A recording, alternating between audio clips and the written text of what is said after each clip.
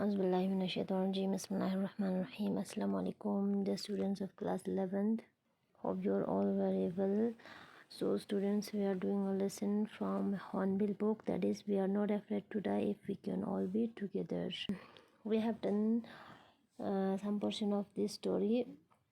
So today I'm going to continue the rest part of this story. So students, open your book at page number 14. तो हमने पिछले video में page number 14 के second last paragraph पे हमने and किया था, तो आज हमने यहाँ से कंटिन्यू करना है। तो क्या हुआ था, नरेटर पानी में गिर गया था और वो मतलब कॉन्शियसनेस में जा रहा था, बेहोशी की हालत में जा रहा था और धीरे धीरे वो पीसफुल जो है फील कर रहा था, यानी कि उसे लग रहा था कि वो मर जाएंगे। फिर आगे क्या हुआ, unexpectedly my head popped out of water. अचानक अनएक्सपेक्टेडली उसका हेड जो है पानी से बाहर आया। A few metre away Wave Walker was near capsizing. तो कुछ उसने देखा तो कुछ मीटर जो है अवे, कुछ मीटर दूर वे वॉकर क्या था, पलटने ही वाला था, यानी कि कैप्साइजिंग हम कहेंगे पलट के आना।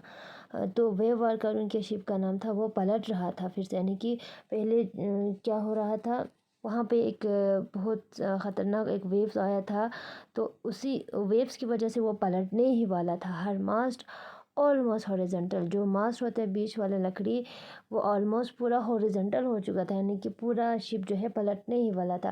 देन ए वेव हॉल्ड हर अपराइट, फिर एक वेव आया, उसने उसको सीधा किया।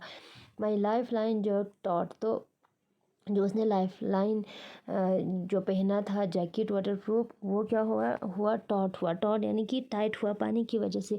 आई grab the guard rail and sail through the air into Wave Walker main boom.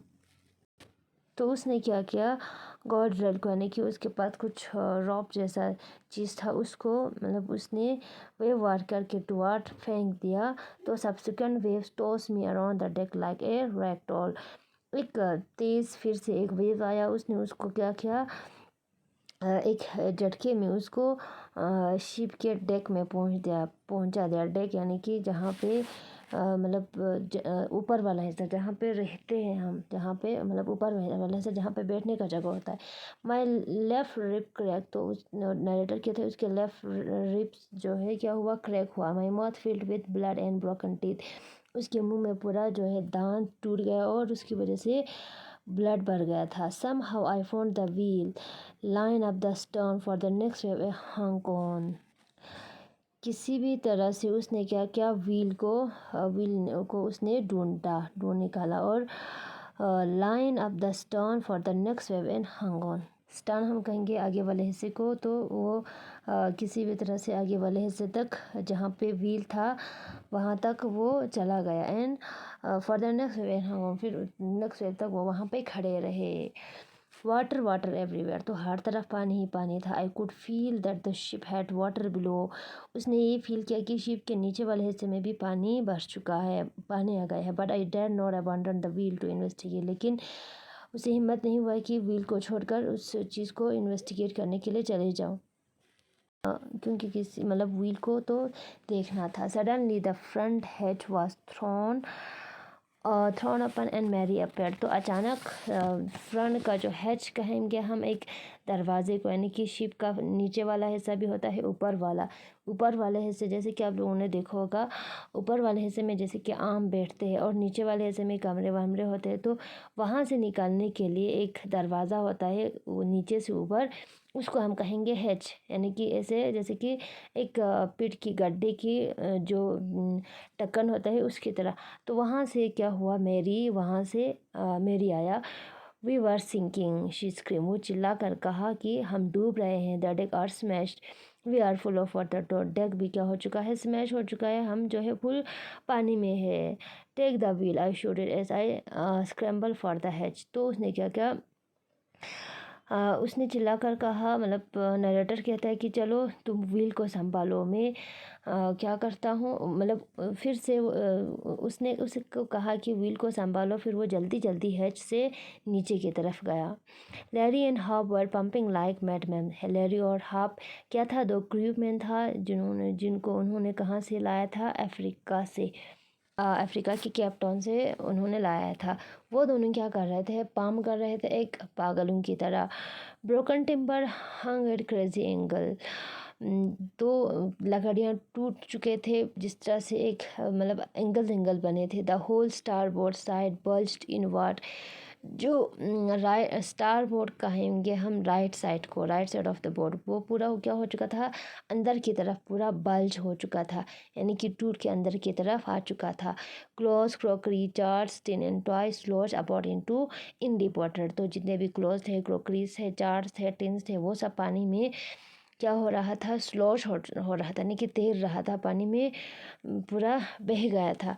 I half swim half crawl into the children cabin और you all right I asked. तो उसने कभी मतलब हाफ, कभी स्विमिंग किया, कभी क्रॉल किया, फिर बच्चों के कैबिन तक वो पहुंच गया। तो उसने बच्चों से कहा कि क्या तुम लोग ठीक हो? Yes they answer from an upper bunk. Upper bunk से उन्होंने आंसर दिया कि यस हम ठीक है। अपर बंक हम कहेंगे जैसे कि बेड होता है, ऊपर भी बैठने की जगह होता है और नीचे भी, यानी कि बेड के ऊपर और एक बेड होता है, ऊपर वाले हिस्से को हम कहेंगे बंक, यानी कि अपर बंक कहेंगे। वहाँ पे बच्चे था और उन्होंने कहा yes but my head hurts a bit said Sue.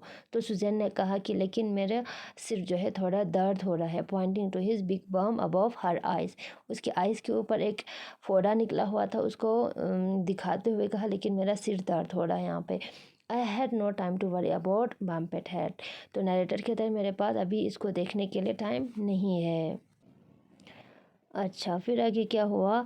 After finding ए हमर screw and canvas I struggle back on deck. तो फिर उसके बाद वो नीचे क्यों आए थे? हमर ढूंढने के लिए, स्क्रू और कैनवास यानी कि क्लोथ, जो कपड़े वहाँ पे लगे होते हैं, वो ढूंढने के लिए आए थे।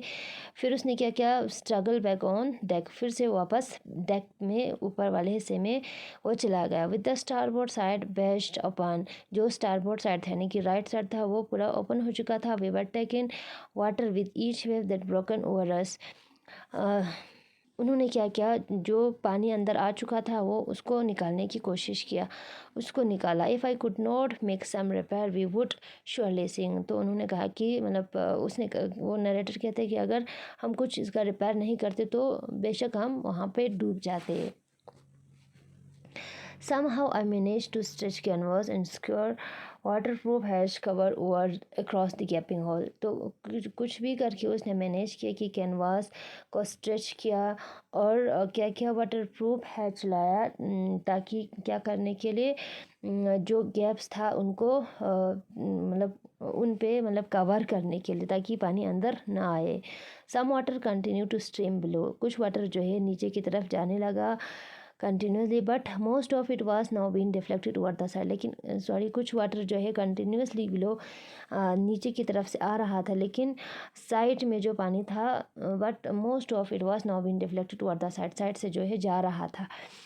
More problem arose when our hand pump started to block up with the debris floating around the cabin and the electric pump short circuit. क्या हुआ आगे? ज़्यादा प्रॉब्लम कब हुआ? नरेटर के तहत ज़्यादा प्रॉब्लम तब हुआ कि जब हमारा हैंड पंप था वो ब्लॉक हो चुका था और विद द डेब्रिस फ्लोटिंग, पहले एक वेव आया था, उसमें क्या हो चुका था, पूरा ख़राब होकर वहाँ पे फ्लोट हो चुका था, पानी में बह गया था। और दूसरा क्या था, इलेक्ट्रिक पंप था एक, वो तो पूरा शॉर्ट सर्किट हो चुका था, यानी कि दोनों पंप ख़राब हो चुका था। द वाटर लेवल रोज थ्रेटनिंगली। तो वाटर लेवल जो है काफ़ी ख़तरनाक से क्या हुआ, मतलब वाटर लेवल बढ़ गया। Back on deck I found that our two spare hand pump had been wrenched overboard. फिर क्या हुआ, डेक के बैक साइड पे उसने मतलब दो स्पेयर हैंड पम्प था, हैड बीन रेंच ओवरबोर्ड, वो भी क्या हो चुका था, नीचे गिर चुका था। Along with the four stay sail the jib the dinghies and the main anchor, यानी कि उनके साथ साथ, यानी कि जो पंप था उनके साथ साथ सेल भी और जिप भी और मेन एंकर यानी कि हुक होता है और डिंगीज हम कहेंगे स्मॉल बोट को, वो सब क्या हो चुका था, पानी में गिर चुका था। सॉरी, ऊपर हमने पढ़ा था कि हैंड पंप जो है ब्लॉक हो चुका था, वो किसकी वजह से? Debris floating around the cabin. Debris हम कहेंगे गंदगी को, जो गंदगी बाहर से आए थे और कैबिन में वो पूरा गंदगी फंस चुके थे और इसीलिए हैंड पंप जो है ख़राब हो चुका था, ख़राब हुआ था। फिर आगे देखना, देन आई रिमेंबर फिर यहाँ पे क्या हुआ था कि उनका जो है पंप पूरा मतलब उनको जो इलेक्ट्रिक पंप था वो भी ख़राब हो चुका था, हैंड पंप भी वो भी ख़राब हो चुका था। फिर उसको याद आता है कि we had another electric pump, हमारे पास एक और इलेक्ट्रिक पंप है under the chart room floor में। I connected it to an our pipe, उसने उसको एक पाइप से कनेक्ट किया and was thankful to find that it work, और काफ़ी थैंकफुल रहा कि वो काम कर रहे थे।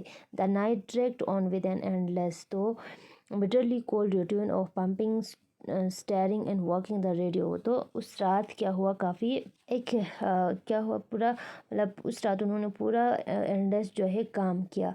क्या था, bitterly cold routine of pumping, पूरा पंप करते रहे वो लोग, स्टेयरिंग को घुमाते रहे और रेडियो पे काम करते रहे, यानी कि रेडियो पे वो लोग जैसे कि वेदर का वेदर फोरकास्ट या वेव्स का वो सब पता कर रहे थे। We were getting no replies to our mayday call, यानी कि उनको कोई भी मेडे कॉल का रिप्लाई नहीं आया। मेडे कॉल का हम कहेंगे सिग्नल, जहाँ पे मतलब रिलीफ का सिग्नल, यानी कि रेडियो से वो लोग सिग्नल भेज रहे थे, तो उनका कोई रिप्लाई नहीं आया। Which was not surprising in this remote corner of the world, जो कि सरप्राइजिंग भी नहीं था क्योंकि वो लोग पूरा वर्ल्ड के रिमोट कॉर्नर में था, यानी कि इंडियन ओशन के साउथर्न इंडियन ओशन में था, और ये ओशन काफ़ी बिगेस्ट ओशन काफ़ी एक ख़तरनाक ओशन हम कह सकते हैं, जहाँ पे पूरा वेव्स आते रहते हैं, तो इसीलिए उनको सिग्नल भी वहाँ पे नहीं आया। सू हैड स्वॉलन अलार्मिंगली, तो सू का हेड था वो काफ़ी पहले से ज़्यादा भी फूल चुका था। She had two enormous black eye and now she showed up a deep cut on her arm, तो उसका दो दो दो क्या था, मतलब आंखें ब्लैक था और बड़ा बड़ा था, और अब जो है मतलब उस फोड़े के अलावा भी उसके क्या हो चुका था, उसको एक प्रॉब्लम, उसके आर्म पे एक कट हो चुका था। When I asked why she had not met more of her injuries before this, she reply, जब मैंने पूछा, नरेटर पूछता है कि जब मैंने अपनी बेटी से पूछा कि तुमने मुझे इसके बारे में क्यों नहीं बताया, इंजरीज़ के बारे में, तो वो रिप्लाई देती है, I did not want to worry you when you were trying to save us all, तो मैं आपको परेशान नहीं करना चाहती थी जब आप हम सबको बचाने की कोशिश कर रहे थे। इंशाल्लाह इससे आगे हम नेक्स्ट वीडियो में पढ़ेंगे। आई होप कि आप लोगों को समझ में आया होगा। अच्छा, फिर खुदा हाफिज़।